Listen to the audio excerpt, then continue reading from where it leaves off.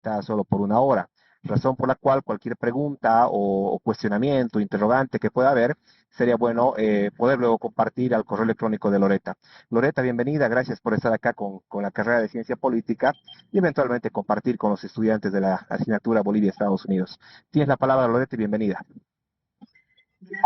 Gracias, Henry, y gracias a todos los estudiantes que están aquí, son parte de este webinar, ¿no? Para mí es muy importante poder desarrollar esta charla sobre la militarización porque es un tema que venía estudiando hace mucho tiempo y que me parece importante poder compartir con personas interesadas en el tema cómo se está desarrollando este proceso de militarización en el mundo, ¿no? A la cabeza de Estados Unidos. Y también es importante desarrollar el proceso histórico de la militarización en América Latina. Nosotros tenemos que poder analizar la historia de América Latina a través del lente de la militarización que ha sido impulsada por el gobierno de Estados Unidos para cumplir intereses hegemónicos e imperialistas, ¿no? Desde ese punto de vista, yo también, bueno, yo estudié ciencias políticas y para mí es importante que varios estudiantes o futuros politólogos puedan interesarse en este tema de temas de militarización, de defensa, de fuerzas armadas, de geopolítica relacionado con esto, ya que en el país existen muy pocos investigadores que producen análisis e investigaciones sobre este tema, ¿no? Entonces, gracias por la invitación, Henry. Y bueno, para mí, yo creo importante, como les dije anteriormente, ver este tema desde la historia, ¿no? Desde la perspectiva histórica y analizarlo en el presente. Y en este sentido también es importante tomar mano de conceptos, de la base conceptual, de qué entendemos por militarización o por militarismo, ¿no? Que es la base de la militarización. El militarismo es entendido como desde varias perspectivas. Se lo toma como una ideología, se lo toma como una serie de actitudes, de prácticas sociales que consideran a la guerra y todo lo que engloba la guerra como algo normal, como una actividad normal y deseable.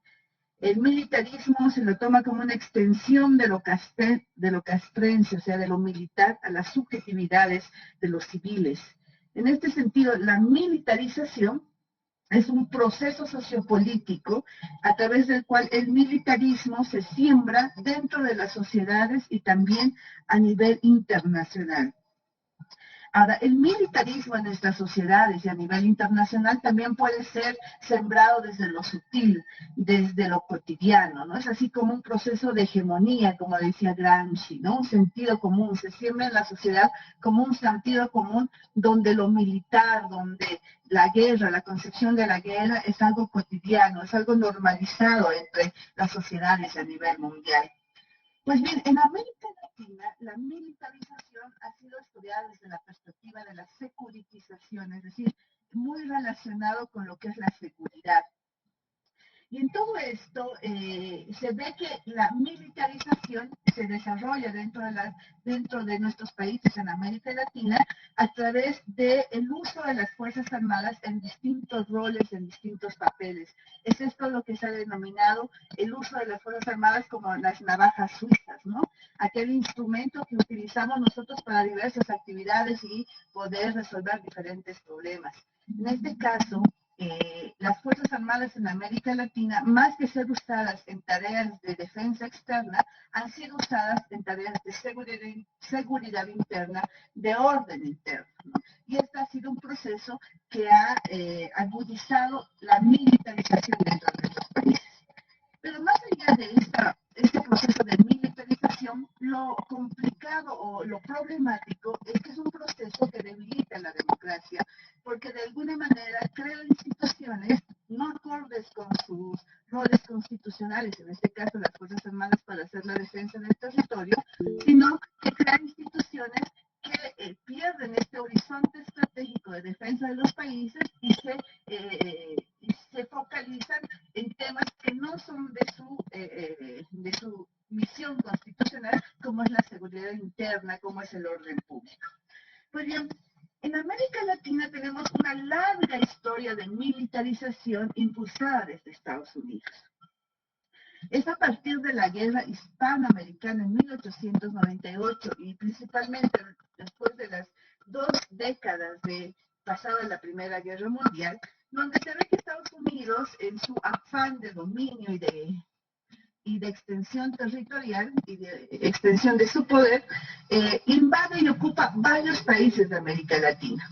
Tenemos la ocupación de Cuba en varias oportunidades, de República Dominicana a principios del siglo XX, de Guatemala, de Honduras, de Haití, de México, de Nicaragua, de Panamá, entre otros. Cuando se retiran de las ocupaciones de estos países, aproximadamente, como le decía, después de las primeras 2 décadas de la Primera Guerra Mundial, Estados Unidos deja en estos países ocupados organizados cuerpos militares, ¿no? Para que puedan mantener el orden interno de estos países que habían sido ocupados. Pero si bien estos cuerpos militares tenían como una de sus misiones defender el territorio, tenían como principal función mantener el orden dentro de estos países en ausencia en ausencia del gobierno de Estados Unidos que ya había dejado de ocupar militarmente estos países. Ahora, aquí yo quiero hacer un paréntesis, ¿no? En Estados Unidos, a partir de 1878, existe una clara división entre las labores de las Fuerzas Armadas y los cuerpos de seguridad, en nuestro caso sería la policía. A partir de 1878 se da la ley de posse comitatus en Estados Unidos, que prohíbe totalmente que las Fuerzas Armadas de ese país puedan incursionar en tareas de seguridad interna, ¿no? Esto es importante que nosotros lo sepamos, pues que es una ley que se respeta en la actualidad y que a lo largo de su historia ha sido invariable, pero es importante porque vemos que esta medida que Estados Unidos toma para el interior de su país no la toma para el exterior de Estados Unidos. Por el contrario, como les decía, los cuerpos armados que crea Estados Unidos en los países que antes había ocupado, América Central y el Caribe, están destinados principalmente para temas de seguridad interna. Y no solo eso, sino que fueron los gérmenes de grandes dictaduras en estos países. Tenemos el caso de Somoza en Nicaragua, cuya dictadura duró de 1934 a 1979. El caso de Rafael Trujillo en República Dominicana de 1939 de 1930 a 1961, 30 años. Y los regímenes, por ejemplo, de Machado y de Batista en Cuba, ¿no?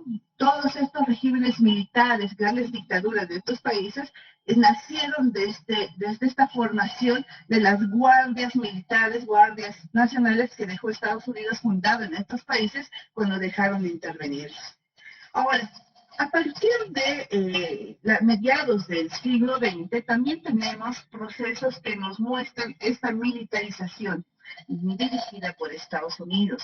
Después de la Segunda Guerra Mundial y el inicio de la Guerra Fría, Estados Unidos con su doctrina de seguridad nacional, con la emergencia del comunismo como una gran amenaza para su hegemonía a nivel mundial, también desarrolla un proceso de militarización en América Latina que está caracterizado por la creación, por un lado, del Sistema Interamericano de Defensa, como podemos nosotros recordar la creación de la Junta Interamericana de Defensa, del Tratado Interamericano de Asistencia Recíproca y de la OEA. Estos 3 niveles forman el Sistema Interamericano de Defensa, liderizados por Estados Unidos.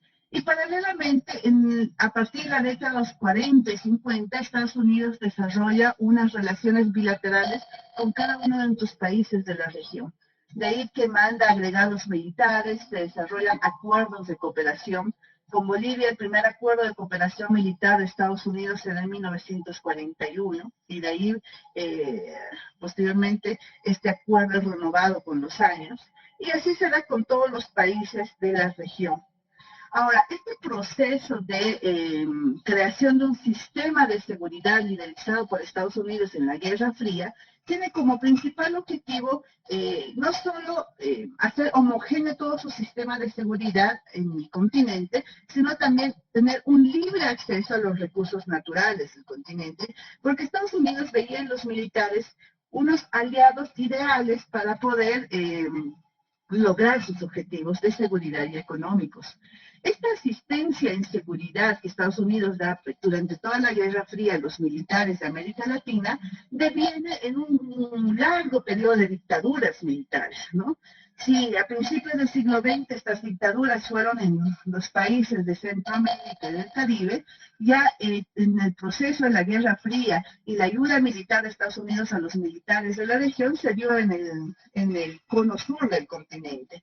Tenemos la dictadura en Brasil, por ejemplo, que inició en 1964, la dictadura chilena de Pinochet en 1973, la dictadura argentina, la de Guatemala, la de Uruguay y obviamente la de Bolivia, que se inició en 1964 con Barrientos, que fue como un estudio, que lo podemos tomar como un estudio de caso de un militar que surgió precisamente desde el gran apoyo militar de Estados Unidos a las Fuerzas Armadas de la región.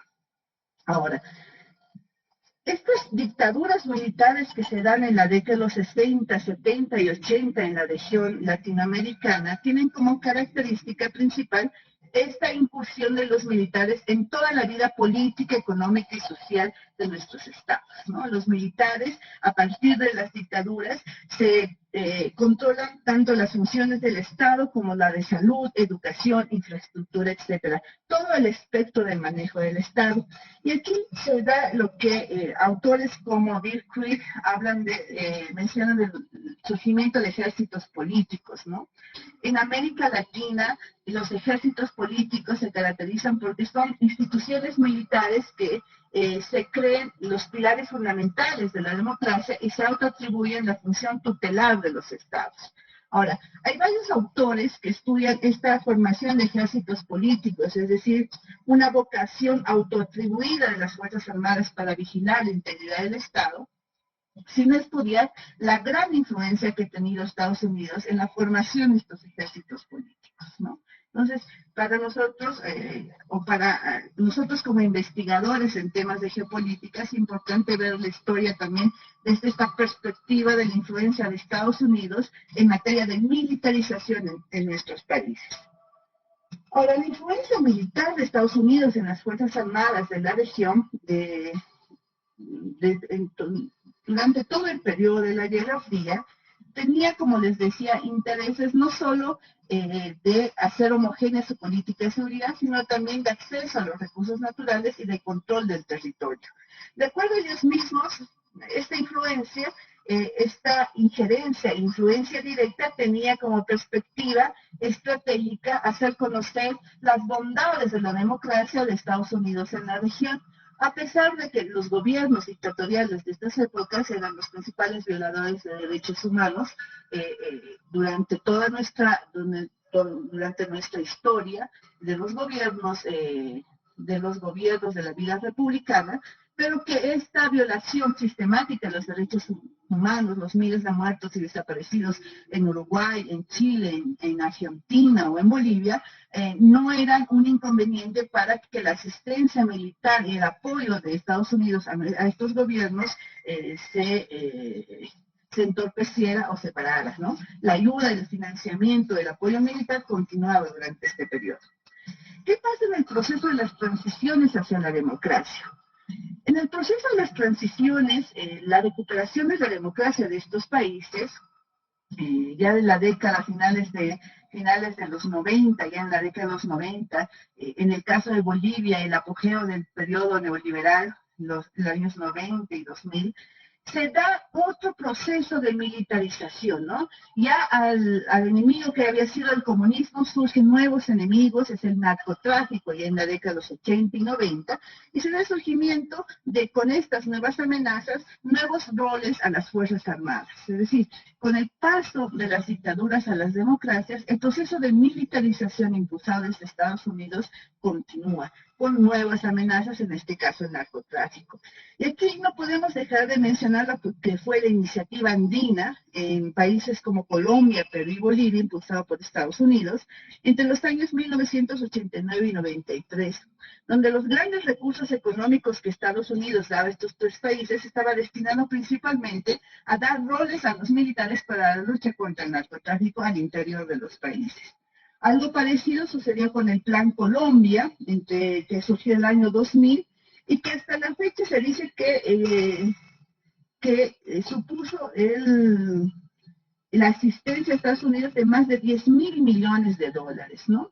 El Plan Colombia tenía como objetivo luchar contra el narcotráfico, contra los carteles de la droga, pero paralelamente también tenía como objetivo hacer frente a los grupos guerrilleros de izquierda, como es el caso de las FARC, por ejemplo, en Colombia, donde los militares tenían una función primordial.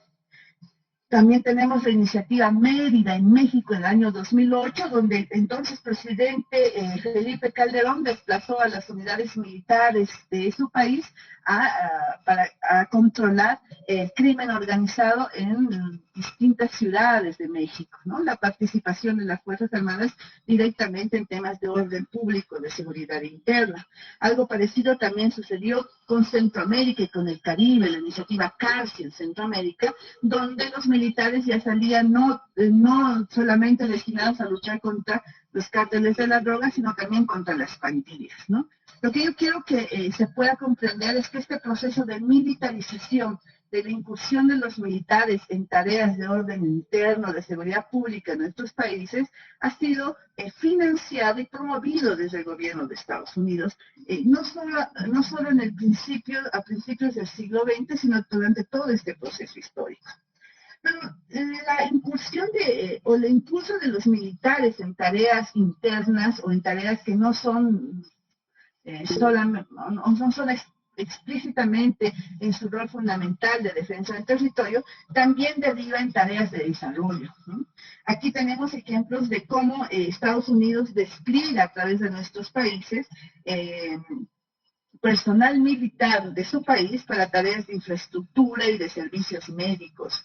Es el caso, por ejemplo, de los proyectos de Nuevos Horizontes, que quizás muchos de nosotros hemos escuchado, donde militares norteamericanos vienen a nuestros países a hacer trabajos de infraestructura, o servicios médicos que se denomina el plan MEDRETES, o servicios veterinarios que se llama VETRETES, donde varios países captan estos recursos económicos, donde también viene personal militar de Estados Unidos para desarrollar estas tareas y formar al personal militar de los países para hacer tareas de desarrollo de infraestructura y con eso tener un mayor contacto con la sociedad, ¿no? Ahora, en el siglo XXI, esta situación conlleva no diferencias sustanciales con el pasado, sí, pero sí características importantes en cuanto al proceso de militarización. La caída de las Torres Gemelas hace que se declare la guerra al terrorismo y aquí aparece una nueva amenaza. Si en un principio había sido el comunismo, luego el narcotráfico, a partir del 2001 el terrorismo se convierte en la principal amenaza y aquí hay cambios fundamentales en el tema de asistencia en materia de seguridad desde Estados Unidos al mundo, ¿no? Lo que se puede observar en este cambio fundamental es que el Departamento de Estado, que en nuestro caso sería, por ejemplo, la Cancillería, el órgano encargado de las relaciones diplomáticas y las relaciones externas, en Estados Unidos se llama el Departamento de Estado, cede el control de la asistencia en seguridad al Departamento de Defensa. En nuestro caso sería el Ministerio de Defensa.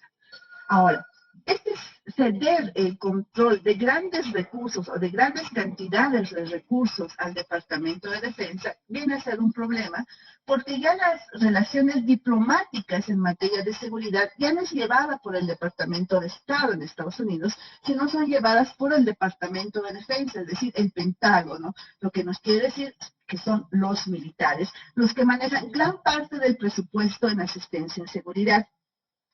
Esto fue alimentado por la presidencia de George Bush, padre, que creó la sección 1206, en la cual se destinó gran parte de los recursos de ayuda militar global al Departamento de Defensa.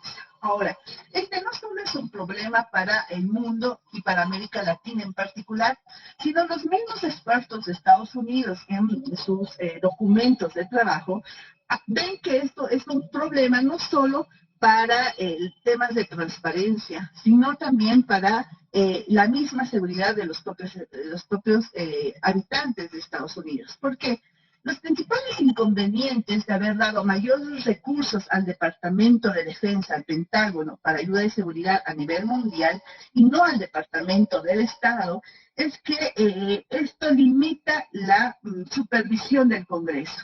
El Congreso no puede fiscalizar, el Congreso de Estados Unidos no puede fiscalizar todos los recursos que maneja el Pentágono para asistencia en seguridad. En segundo lugar, ha perjudicado a la coordinación entre la diplomacia y la defensa. Si la diplomacia en el pasado llevaba la mayor cantidad de administración de recursos de asistencia en seguridad en Estados Unidos, mediante objetivos de diplomacia, en la actualidad el Departamento de Defensa es el que maneja la gran cantidad de recursos de asistencia de seguridad, lo que quiebra la relación entre diplomacia y defensa. Y en tercer lugar, está contribuido a la creciente militarización de la política exterior de Estados Unidos. En la actualidad, Estados Unidos es el principal, obviamente que es el país que tiene el más alto presupuesto de defensa a nivel mundial. Para el año 2022 está presupuestado 795.000 millones de dólares de presupuesto en defensa, que una gran parte es en asistencia en seguridad. Y este presupuesto es superior a los siguientes 11 países juntos que les siguen en temas de presupuesto militar. Además, Estados Unidos es el mayor proveedor de armas a nivel mundial, con el 39% en primer lugar, seguido de Rusia, que tiene el 19% en provisión de armas a nivel mundial, ¿no? Entonces, todo este sistema de dar mayores recursos al Departamento de Defensa para asistencia en seguridad a nivel mundial crea una mayor militarización de la política exterior estadounidense, ¿no? Solo algunos datos. Si en 2001 el Departamento de Defensa manejaba solo 9 programas de asistencia en seguridad, el 2020 manejaba 29 programas. Mientras que el Departamento de Estado, el 2001 manejaba 8 programas y el 2020 manejaba solo 6. Si en 2001 el Departamento de Estado administraba el 79% de los fondos de asistencia en seguridad, en 2020 este mismo departamento solo administraba el 46%, ¿no? Es decir, en la actualidad, el Departamento de Defensa, el Pentágono, administra la mayor cantidad de fondos de asistencia en seguridad a nivel mundial. En América Latina, obviamente, pasa lo mismo. El Comando Sur, que es el que está a cargo de los países desde México para abajo, es el Comando Sur el que administra el tema de seguridad y es el que maneja también grandes recursos en asistencia en seguridad. Los resultados, ¿cuáles han sido los resultados desde el 2001 hasta el presente? Primero, este sistema de asistencia en seguridad ha contribuido a la violación de los derechos humanos a nivel mundial. ¿Por qué? Porque el Pentágono no tiene que rendir cuentas de los recursos que tiene para dar asistencia o ayuda militar a otros países. Por lo tanto, puede ayudar a países que violan los derechos humanos expresamente. Es el caso de Arabia Saudita, por ejemplo, o países de Medio Oriente o de África. Por otro lado, a pesar de todo este andamiaje de lucha contra el terrorismo, no se ha logrado terminar con el terrorismo.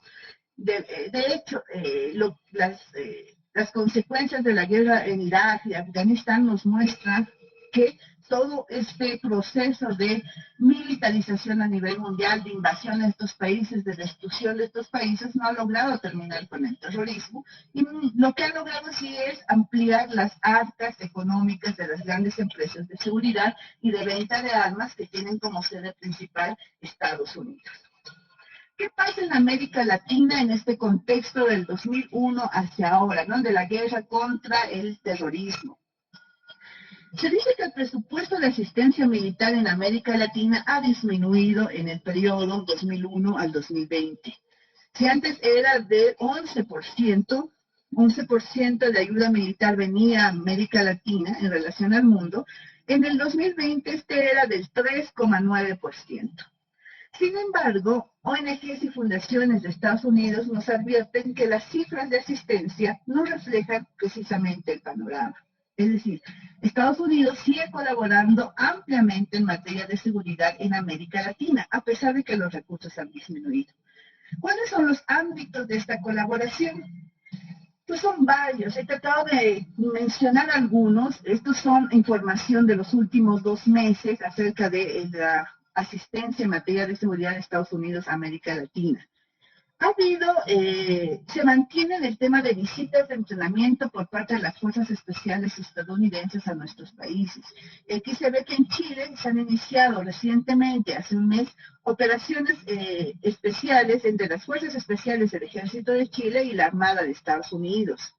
En Ecuador, el ejército recibe entrenamiento en contraterrorismo por parte de militares norteamericanos. También una noticia sacada recientemente. En República Dominicana es un gobierno que recibe a militares norteamericanos y organiza en competencia militar Fuerzas Comando 2023. Otro ámbito de asistencia son los ejercicios conjuntos, ¿no? Donde la participación de Estados Unidos es primordial. Por ejemplo, el ejercicio Panamax este año, en agosto de este año, que reunió 23 países bajo el mando del Comando Sur.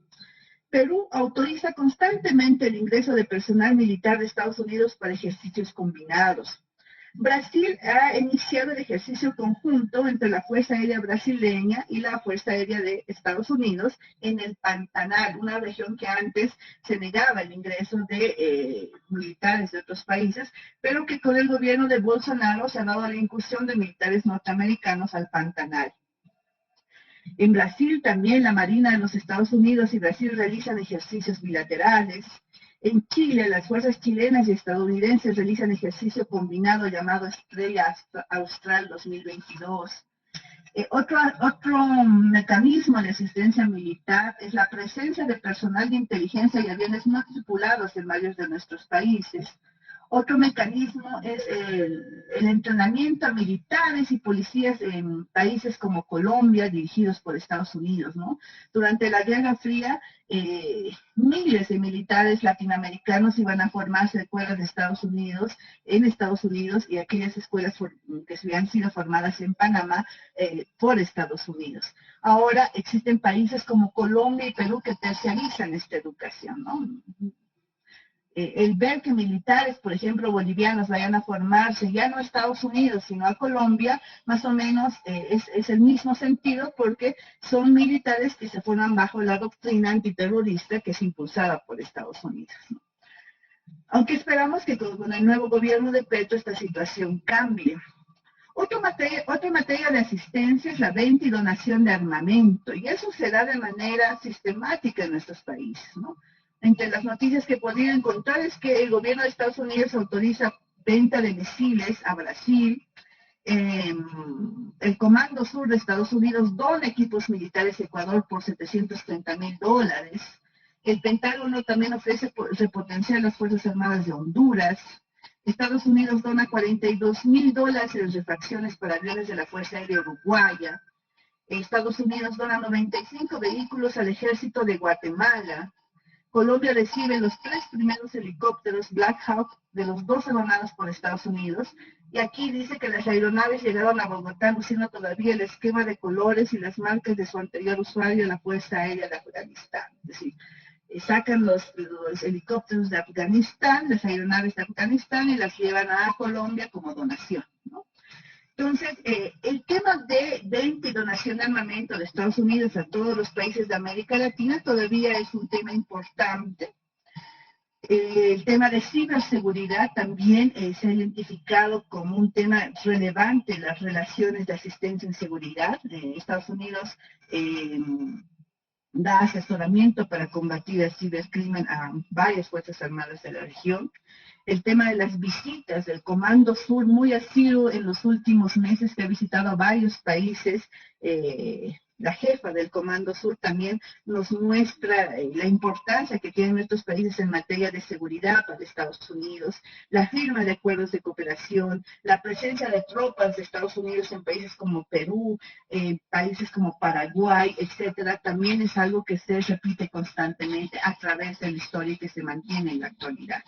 Ahora, esto refleja la presencia de operaciones antidrogas y antiterroristas liderizadas por Estados Unidos y llevadas a cabo por las Fuerzas Armadas de nuestros países, ¿no? Cuando uno revisa el mapa de América Latina, puede ver que los militares de nuestros países que trabajan en materia de orden público y seguridad interna generalmente copan todo el mapa de Sudamérica, a excepción de Argentina y Chile. Y todos los países de América Latina tienen a sus Fuerzas Armadas trabajando en temas de seguridad interna, de orden interno, de seguridad ciudadana, lucha contra las pandillas, lucha contra el narcotráfico, etcétera, ¿no? Roles para los cuales, paradójicamente, no han sido formados. Ahora, ¿cuál es el nuevo protagonismo militar que estamos viviendo en los últimos tiempos, no solo en materia de seguridad interna, sino en la política? Y aquí es importante mencionar el rol que ha tomado los militares en los golpes de Estado, el año 2002 en Venezuela, el año 2009 el golpe en Honduras, las Fuerzas Armadas también fueron un actor protagónico, el año 2019 en Bolivia la participación de las Fuerzas Armadas, donde los militares volvieron a ser noticia en materia de actores, de volver a ser actores políticos, ¿no?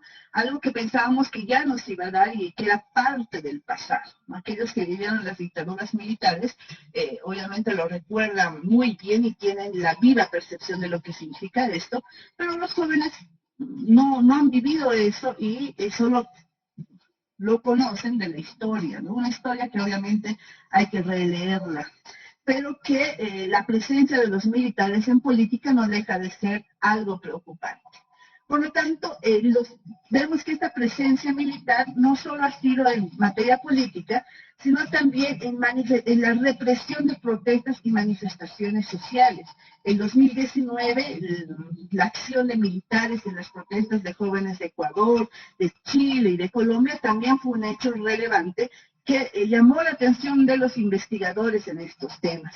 Y en Brasil, Uruguay y Paraguay se produjeron pronunciamientos por parte de integrantes de las Fuerzas Armadas que ilustran esta vocación de intervenir en la política de sus países, ¿no? Es decir, se dio en los últimos años la presencia de Fuerzas Armadas no solo en materia de seguridad, sino también en represiones de movimientos sociales y en materia política.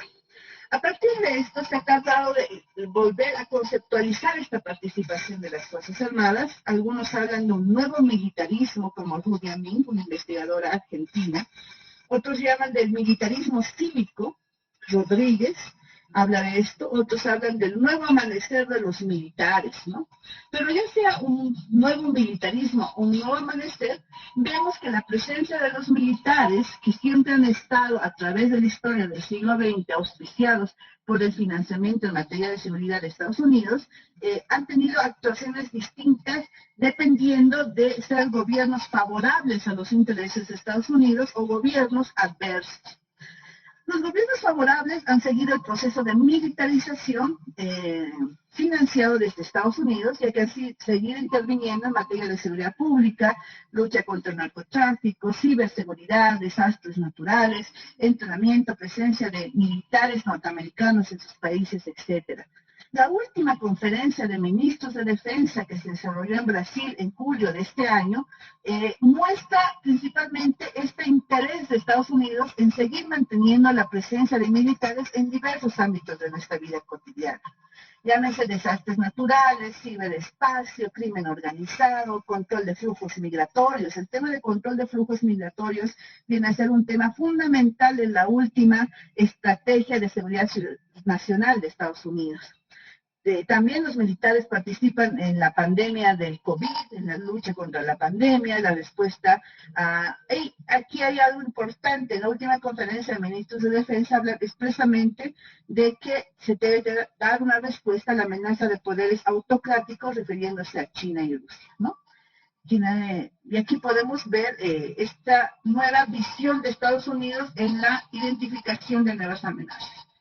Ya no es el terrorismo, ya no es el narcotráfico, ya no es el comunismo, sino aquí ya se identifica a China y Rusia como las principales amenazas de la seguridad nacional de Estados Unidos, y allí otra vez usar las Fuerzas Armadas latinoamericanas para estar acordes con esta política de seguridad de Estados Unidos. Ahora, les decía que la respuesta de Estados Unidos ante gobiernos favorables es distinta a la respuesta de gobiernos adversos, ¿no? Y aquí no solo si a los gobiernos favorables impulsan la militarización de estos países a través del uso de las Fuerzas Armadas en distintas tareas, en gobiernos adversos han impulsado el uso de las Fuerzas Armadas en tareas políticas, ¿no? El tema de Honduras y el golpe a Zelaya en 2009, donde los militares participaron activamente, el caso de Bolivia en 2019, el caso también de Ecuador, donde hubo un intento de golpe a Rafael Correa en 2010, muestran la participación de Fuerzas Armadas en estos procesos golpistas y también la activa participación de Estados Unidos. Así como George Bush padre reconoció el gobierno el golpe contra Hugo Chávez en 2002, y Obama tuvo un reconocimiento activo al golpe contra Zelaya en Honduras en 2009, el gobierno de Trump reconoció apresuradamente al gobierno de Áñez en el año 2019, ¿no? Y esto no es raro de acuerdo a la historia y también a las propias declaraciones de los funcionarios norteamericanos. No olvidemos que John Bolton, asesor en seguridad de Trump, declaró en julio de este año ante CNN que ellos habían apoyado golpes de Estado en América Latina y que no era una tarea fácil, ¿no? Entonces, todo esto nos muestra cómo este proceso de militarización de Estados Unidos en nuestros países engloba peligros no solo a la institucionalidad de las mismas Fuerzas Armadas, sino a la institucionalidad de nuestra democracia. Finalmente, quería referirme a qué sucede con China y Rusia, ¿no? Que es, como les había dicho, las nuevas amenazas a la doctrina de seguridad nacional de Estados Unidos. Y China y Rusia vienen a consolidarse como estas nuevas amenazas, a luchar también en nuestra región latinoamericana. Las declaraciones de la comandante del Comando Sur, Laura Richardson, en julio y en agosto de este año, muestran que Estados Unidos está muy pendiente de la influencia china y Rusia en nuestros países y hacen un especial énfasis en el triángulo del litio, que está conformado por Argentina, Chile y Bolivia, ¿no? Por ser el litio un recurso de gran importancia para el desarrollo tecnológico futuro y actual, obviamente. Ahora, la Estrategia de Seguridad Nacional de Estados Unidos, que salió este 12 de octubre pasado, menciona a China y Rusia, como vuelve a mencionar a China y Rusia como las principales amenazas. Y en el caso de América Latina, a pesar de que esta estrategia tiene 48 páginas y América Latina solo es mencionada en 2 páginas de ella, muestra que América Latina es una región de mucha importancia para Estados Unidos y que la va a tratar de proteger contra la interferencia y la coerción externa de China, de Rusia y de Irán, ¿no? Y sigue manteniendo a Venezuela, Cuba y Nicaragua como países no democráticos y a los que va a promover el formato de democracia con todas las medidas que viene realizando contra estos países. ¿Cuál es el resumen o lo que yo quería enfocar en esta presentación? Es que muchos hablan de la debilitada hegemonía de Estados Unidos en el mundo, y esto es cierto. Estados Unidos está debilitado en materia económica, financiera, a nivel mundial. El surgimiento y el crecimiento de China en la influencia económica, financiera que tiene en el mundo es apabullante. Sin embargo, en materia militar, Estados Unidos todavía tiene un importante rol y un importante poder en nuestros países, porque a partir de principios del siglo XX en Centroamérica y el Caribe y después a mediados del siglo XX en América del Sur ha tenido una influencia fundamental en nuestras Fuerzas Armadas. Y esto continúa siendo un peligro no solo para, como les decía, la propia institución militar de nuestros países, sino para nuestras propias democracias, lo que se vio confirmado con los hechos del 2019. Bueno, era eso, Henry, gracias. Gracias, Loreta, realmente brillante y magistral tu charla. Nos ha permitido tener un panorama general histórico de cómo la intervención de Estados Unidos tiene diversas facetas y particularmente la faceta militar es una faceta indiscutible, particularmente con los últimos actos y las últimas intervenciones de los últimos años. Y creemos que esa beta que abres en la discusión, Loreta, es una beta muy interesante, además muy rica, que siempre se está además enriqueciendo, razón por la cual ha sido muy motivadora tu charla, en particular en compartir con los chicos que están estudiando y formándose en el campo de las relaciones internacionales, hablar de relaciones internacionales sin considerar estos aspectos de la realpolitik y además estos aspectos referidos a la dominación imperial, simplemente pues resulta un despropósito grande. Es por esta razón, Loreta, que agradecemos tu participación, agradecemos la brillante charla que has tenido el día de hoy y te invitamos a seguir pues, más adelante compartiendo estas investigaciones con los estudiantes de la materia y con la carrera de ciencia política. Loreta, muy gentil, saludos a todos, en particular a ti, a Juan Ramón también a La Paz, y bueno, lamentablemente por razones de tiempo no tenemos un espacio habilitado de preguntas porque tenemos solo una hora en la sala y estamos a unos cuantos minutos de que eso suceda. Razón por la cual cualquier investigación o pregunta debe llegar al correo de Loreta. Y bueno, seguro es que más adelante vamos a seguir compartiendo. Muy gentil, Loreta, muchas gracias y bueno, te agradezco por tu tiempo y tu intervención. Hasta luego, gracias. Gracias a todos.